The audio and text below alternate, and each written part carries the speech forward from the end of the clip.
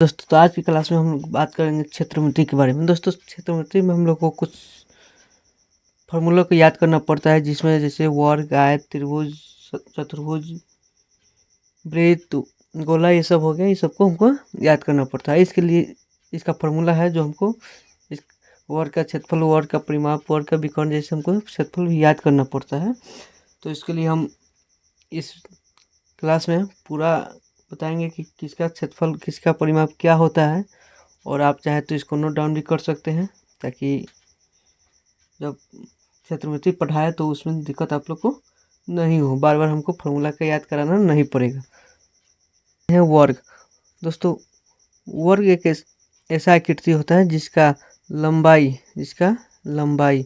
और इसका लंबाई और चौड़ाई दोनों आपस में बराबर होते हैं। इसका लंबाई और चौड़ाई आपस में बराबर होता है। तो हम सबसे पहले देखेंगे वर्ग का क्षेत्रफल। दोस्तों तो वर्ग का क्षेत्रफल यदि हम इसका लंबाई और चौड़ाई दोनों बराबर होता है, यानी इसका लंबाई और चौड़ाई दोनों बराबर होता है, यानी हम कह सकते हैं ये भी एल है तो ये भी क्या हो गया, एल हो गया। तो यानी एल स्क्वायर कहेंगे, यानी इसको हम भुजा भी कहते हैं। क्या कहते हैं? भुजा कहते हैं। क्या हो जाएगा? भुजा स्क्वायर हो जाएगा। दोस्तों वर्ग का परिमाप का मतलब सबसे पहले देखते हैं। परिमाप का मतलब होता है जो इसका बाउंड्री है, इसका कितना होगा। दोस्तों इसका बाउंड्री होगा। तो सबसे पहले देखिए हम भुजा को एल माने हैं, भुजा एल है तो हम यह भुजा मान लेते हैं, ये भुजा है। देखिए इसका चारों भुजा क्या है, बराबर है। तो यदि हम डायरेक्ट इसमें 4 से गुना कर दे तब भी हमारा आंसर सेम हो गया, यानी हम कह सकते हैं भुजा गुने 4 हो जाएगा। या इसको कहीं कहीं आपको 4 गुने भुजा भी देखने को मिलेगा। देखिए इसका विकर्ण की बात करें तो इसका विकर्ण जो होगा वो ए वाला भाग होगा और ए वाला भाग होगा। इसकी हमको लंबाई पूछा है तो इसका लंबाई का फॉर्मूला होगा भुजा √2। इसका लंबाई कितना होगा? भुजा √2 हो जाता है। चलिए अगला क्वेश्चन है हमारा आयत के बारे में। तो इसमें हम देखेंगे आयत का क्षेत्रफल देखेंगे। तो आयत के क्षेत्रफल के ऊपर इसके बनावट देते हैं। इसके बनावट में सब जो वाला कोण है वह प्रत्येक कोण इसका 90 डिग्री होता है। प्रत्येक कोण 90 डिग्री होता है, जिसके कारण यह इसमें हम कह सकते हैं इस तरह से दो समकोण त्रिभुज या इस तरह से दो समकोण त्रिभुज होता है। दोस्तों इसकी लंबाई को एल से और चौड़ाई को बी से इंडिकेट करेंगे। तो लंबाई एल है और चौड़ाई हमारा बी है। तो इसका क्षेत्रफल क्या होता है? लंबाई गुने चौड़ाई हो जाता है। आयत का परिमाप का मतलब होता है, देखिए आयत का परिमाप भी वर्ग का परिमाप है। देखिए जैसे यहाँ पे है हमारा लंबाई और जितना होगा इतना ही ये भी लंबाई होगा हमारा। ये है चौड़ाई और ये जितना होगा उतना ही ये होगा। ये वाला भुजा जितना होगा उतना ही ये हो जाएगा, यानी 2 को हमारा मिल गया। तो क्या हो गया? 2 को हमारा एल हो गया। और चौड़ाई जितना है इतना ये भी है, यानी ये भी 2 को है। तो +2 बी कहेंगे। इसको हम शॉर्टकट में बनाए तो क्या कहेंगे? यहाँ के कॉमन 2 निकल जाता है ना। जब कॉमन निकालेंगे तो एल और बी बच जाएगा। तो हमारा फार्मूला क्या बनेगा? L2 × L + B। इसका विकर्ण की बात करें तो आयत का विकर्ण होता है सेम वही होगा। विकर्ण होता है √अंडर लंबाई स्क्वायर प्लस चौड़ाई स्क्वायर, यानी L square plus B square हमारा क्या हो जाएगा? आयत का विकर्ण हो जाएगा। अब हमारा आता है अगला क्वेश्चन त्रिभुज। दोस्तों त्रिभुज में हमको बहुत ही समझ कर बनाना होगा, क्योंकि इसमें हम 3 त्रिभुजों को एक साथ पढ़ने का प्रयास करेंगे। दोस्तों 3 त्रिभुजों में क्या क्या है? हमारा एक समबाहु त्रिभुज होगा, समकोण त्रिभुज होगा, एक होगा विषम बाहु, एक होगा विषम बाहु त्रिभुज। इसे तीनों को इसमें हम देखेंगे। तो सबसे पहले देखते हैं त्रिभुज का क्षेत्रफल। तो त्रिभुज का जब क्षेत्रफल देखेंगे तो हम समबाहु त्रिभुज का देखेंगे और विषम बाहु का भी देखेंगे और समकोण का भी देखेंगे। क्षेत्रफल है। इसका तीनों का अलग अलग देखेंगे, जिसमें हमारा सबसे अहम हमारा होगा समझने वाला विषमबाहु त्रिभुज का क्षेत्रफल, क्योंकि समकोण त्रिभुज में और समबाहु त्रिभुज थोड़ा आसान है। ठीक है, तो सबसे पहले देखते हैं समकोण त्रिभुज का क्षेत्रफल क्या होता है। समकोण त्रिभुज का क्षेत्रफल होता है 1/2 इंटू आधार गुने ऊंचाई होता है, और इसका क्षेत्रफल होता है, क्या, और 3/4, और इसका भुजा का स्क्वायर होता है, इसका भुजा का स्क्वायर होता है। वही विषमबाहु त्रिभुज का क्षेत्रफल निकालने के लिए हमको एक मेथड का प्रयोग करते हैं, जिसको हीरोन सूत्र कहते हैं। क्या कहते हैं? हीरोन सूत्र कहेंगे। इसमें मान लीजिए हमारा भुजा ए है, बी है, और इसका मान लेते हैं हम सी है। तो इसमें सबसे पहले हमको एक स्टेप बनाना होगा, तो जिसमें इस तीनों को योग करना होगा, ए प्लस बी प्लस सी, इसके बटा में 2 भाग करना होगा। फिर जो हमारा आंसर आएगा इसको बोलते हैं हीरोन सूत्र, यानी एस। इसको एस से डिनोट करते हैं। तो इसका क्षेत्रफल अब बनेगा क्या, root under S, S minus A, S minus B, और इसी में लिखेंगे एस माइनस सी, जो हमारा विषमबाहु त्रिभुज का क्षेत्रफल हो गया। चलिए हम इसका परिमाप देखते हैं। दोस्तों, इसका परिमाप सबका एक ही होता है, भुजा का योगफल। तीनों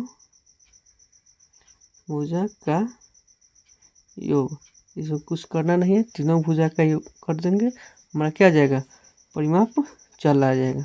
तो क्षेत्रफल हम लोग देख लिए, परिमाप देख लिए। चलिए अब हम लोग का अगला है समांतर चतुर्भुज के बारे में। तो सबसे पहले इसमें हम देखेंगे समांतर चतुर्भुज का क्षेत्रफल, और उसके बाद देखेंगे इसका परिमाप।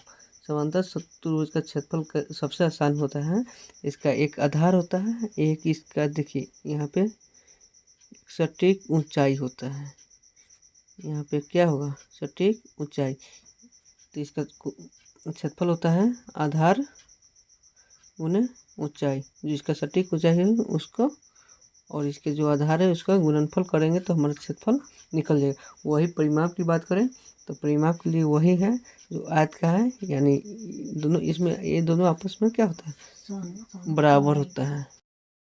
तो इसका परिमाप की बात करें तो इसका परिमाप वही होता है, यानी इसका चौड़ाई और लंबाई एक दूसरे के बराबर होता है। तो सेम वही बात है, इसको हम भी बता सकते हैं 2 इंटू लंबाई प्लस चौड़ाई, इसका क्या हो जाएगा, परिमाप हो जाएगा। अब हम लोग बात करते हैं समलंब चतुर्भुज के बारे में। तो समलंब चतुर्भुज में क्या होता है, इसका क्षेत्रफल होता है 1/2 इंटू हाइट, जो ये हाइट है, और इसका लंबाई और चौड़ाई, इसका जो लंबाई है और चौड़ाई है इसकी बात करता है यहाँ पे। अगला क्वेश्चन कह रहा है परिमाप है, तो इसका परिमाप भी वही होता है, चारों भुजा का योग, चारों भुजा का योग। इसका कोई फॉर्मूला इसलिए नहीं बना है क्योंकि इसकी भुजा अलग है, इसकी भुजा अलग है, ये वाली भुजा अलग है और ये वाली भुजा अलग है। इसमें हम लोग देखेंगे सम चतुर्भुज के लिए, सम चतुर्भुज का क्षेत्रफल, इसका क्षेत्रफल क्या कहता है, सम चतुर्भुज का क्षेत्रफल होगा 1/2 इंटू विकर्ण का गुणनफल, विकर्णों का गुणनफल। क्या हो जाएगा, विकर्णों का गुणनफल। इसका परिमाप क्या होगा, परिमाप, इसका परिमाप हो जाएगा 4 गुने भुजा, क्योंकि इसका जो फिगर बनता है कुछ इस प्रकार बनता है, जहाँ पे चारों भुजा आपस में बराबर होता है। अब हम लोग अगला टॉपिक दिखे घन। तो अब हम लोग देखेंगे घन का बारे में। तो घन के बारे में क्या है, तो कह रहा है घन, देखिए सब घन एक 3D आकृति है। तो इसका जो बनाने का तरीका होगा, पढ़ने का तरीका होगा, इसमें थोड़ा अलग ही होगा। तो इसको हम समझाने के लिए एक उदाहरण देते हैं सबसे पहले। चलिए, तो हमारे एक उदाहरण में रहेगा क्यूबिक। तो इसको समझाने के लिए हम एक क्यूबिक का प्रयोग करेंगे, जिसका सेंटर पॉइंट हमारा ये बीच वाला रहेगा। चलिए, ये जो बीच वाला है यही हमारा क्या रहेगा, इसका सेंटर पॉइंट रहेगा। सिर्फ क्यूबिक की जैसा ही घन दिखता है, यानी तो जैसे कि देखिए, एक हमारा फर्श यहाँ पे है और एक फर्श यहाँ पे है, एक फर्श यहाँ पे है और एक फर्श यहाँ है। यानी देखिए यहाँ पे 4 डायमेंशन दिख रहे हैं, 1 2 3 4 डायमेंशन हो गया। इसको कहते हैं अर्ध पृष्ठीय क्षेत्रफल या वक्र पृष्ठीय क्षेत्रफल। तो सबसे पहले हम 4 डायमेंशन का निकालते हैं, तो यहाँ पे लिखेंगे 4 गुना लिखेंगे। देखिए, एक तरफ हमको देखने से क्या लग रहा है, वर्ग। एक तरफ सिर्फ हम इसकी बात करें तो क्या देखने से लग रहा है, वर्ग। तो यहाँ पे हम लिख देंगे वर्ग का क्षेत्रफल, या सीधा लिखेंगे भुजा स्क्वायर, सीधा लिखेंगे भुजा स्क्वायर। देखिए यहाँ पे हम 4 डायमेंशन का निकाले। अभी हमारा ये वाला डायमेंशन और ये वाला डायमेंशन बाकी था, यानी इस दोनों को भी जोड़ देंगे तो 4 2 6 हो जाएगा। फिर अभी भी वही बात है, भुजा स्क्वायर। अब चलते हैं हम इसका परिमाप की बात करते हैं। तो परिमाप निकालेंगे तो यानी इसकी चारों निकालेंगे तो यानी 6 को है तो 6 निकल जाएगा, गुना लिखेंगे। देखिए, तो सबसे पहले बात करें यहाँ पे परिमाप, इसमें नहीं होता है, इसमें होता है आयतन, इसमें होता है आयतन। तो इसका आयतन का फॉर्मूला होता है ए क्यू, यानी भुजा का क्यू। भुजा का क्या निकलते हैं, क्यू, इसका आयतन बन जाता है।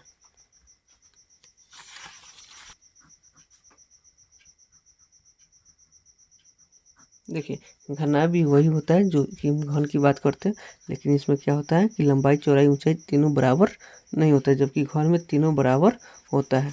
तो इसका आयतन भी क्या हो जाएगा, इसका लंबाई चौड़ाई ऊंचाई अलग अलग होता है लेकिन उसका एक ही होता है। तो इसका लंबाई चौड़ाई और ऊंचाई को गुना कर देंगे तो हमारा आ जाएगा। अब अर्ध पृष्ठीय क्षेत्रफल की बात करें तो यहाँ पे इसका बनता है 2 इंटू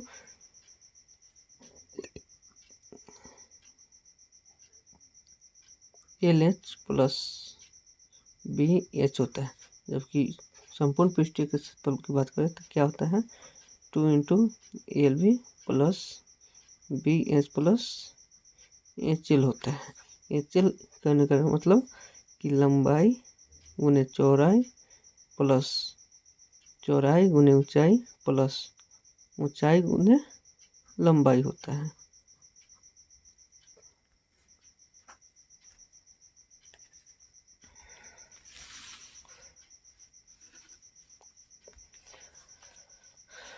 चलिए, तो अब हम बेलन की बात करें तो बेलन में क्या होता है, बेलन में भी वॉल्यूम होता है, आयतन होता है। तो इसकी आयतन की बात करें तो देखिए यहाँ पे हम तो ध्यान हुआ तो यहाँ पे दो क्या दिख रहा है, वृत्त दिख रहा है, एक ऊपर दिख रहा है एक नीचे दिख रहा है। तो इसका बेलन का आयतन होता है पाई आर स्क्वायर एच, जबकि इसका संपूर्ण पृष्ठीय क्षेत्रफल की बात करें तो क्या होता है 2 पाई आर प्लस एच। और भाई अर्ध पृष्ठीय क्षेत्रफल की बात करेंगे तो क्या होता है 2 पाई आर एच होता है। चलिए, अब हम लोग चलते हैं अगले की ओर, जिसका नाम है शंकु। शंकु, शंकु में भी क्या होता है, शंकु में भी आयतन होता है। शंकु का भी आयतन हमको निकालना होगा। तो शंकु का आयतन होता है क्या 1/3 पाई आर स्क्वायर एच। और शंकु का अर्ध पृष्ठीय क्षेत्रफल की बात करें तो इसका होता है पाई आर एल। और इसका संपूर्ण पृष्ठीय क्षेत्रफल की बात करें तो ये होता है पाई आर एल प्लस आर। दोस्तों यहाँ पे इसका एल का निकालने का एक फॉर्मूला होता है, क्या होता है H square plus R1 minus R2। R1 minus R2 का स्क्वायर से हमको क्या आएगा, एल का मान आ जाता है।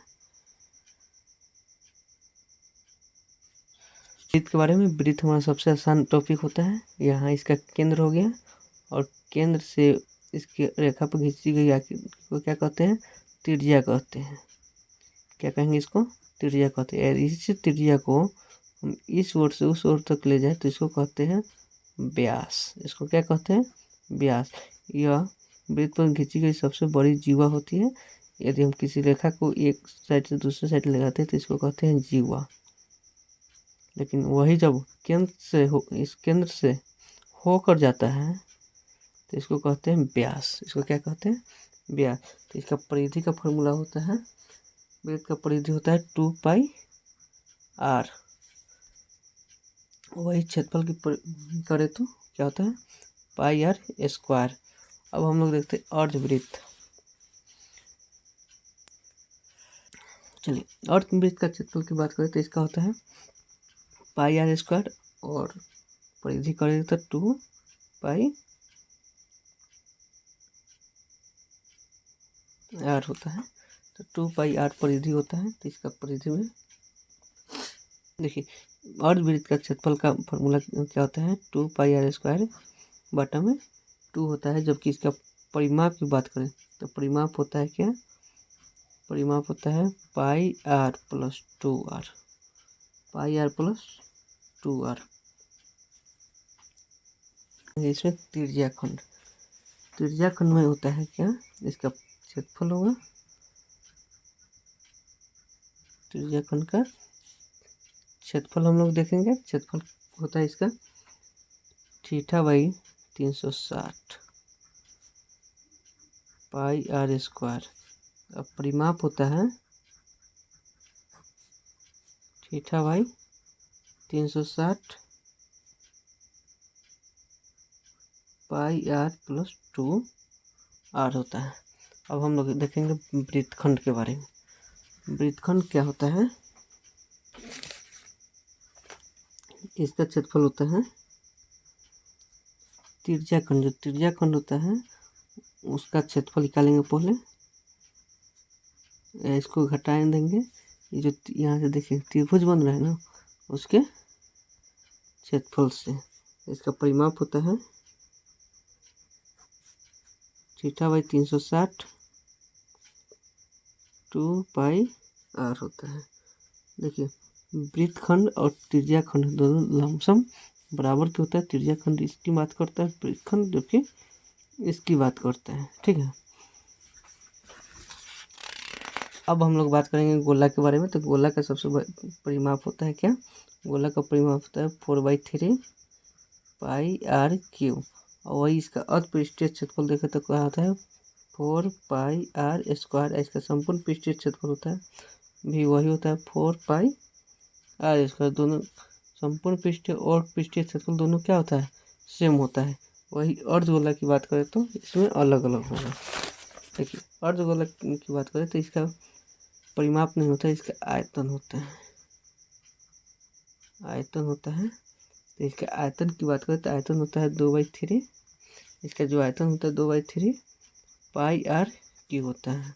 इसका अर्धपृष्ठीय क्षेत्रफल होता है 2πr³ और संपूर्ण पृष्ठीय क्षेत्रफल होता है 3πr²। तो आज के लिए इतना ही। अब हम लोग स्टार्ट करने वाले क्षेत्रमिति के बारे में। उससे पहले एक बार हम रचना को के बेसिक तत्व के बारे में देखेंगे, जिससे उसका एंगल निकालना। तो आज के लिए इतना ही।